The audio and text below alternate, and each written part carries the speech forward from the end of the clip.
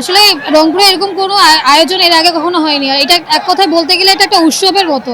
যে টানা ৮ ম্যাচ জিতে এবং গ্লোবালি রংপুরকে প্রমোট করে এটা কিন্তু একটা বিশাল ব্যাপার।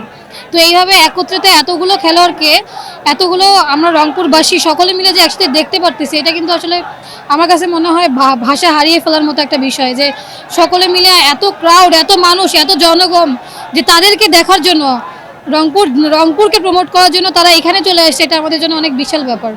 এটা অবশ্যই অসাধারণ একটা বিষয় যে রংপুরের ট্রফি এখানে আসতেছে, বিশেষ করে গ্লোবালি যে ট্রফিটা আমরা চ্যাম্পিয়ন হয়েছি এই ট্রফিটা রংপুরে আসতেছে, এটা অনেক বড় একটা বিষয় এবং রংপুরবাসীর জন্য অনেক বড় একটা পাওয়া। আমার কাছে মনে হয় রংপুরে যদি একটা পার্সেন্টেজ হিসাব করা যায় তাহলে সেই পার্সেন্টেজটা আজকের পর থেকে হয়তো বা আরও দ্বিগুণ তিনগুণও হতে পারে, যে ক্রিকেটের প্রতি আগ্রহ, খেলাধুলার প্রতি আগ্রহ এটা অনেক অনেক বাড়িয়ে তুলবে আশা করি।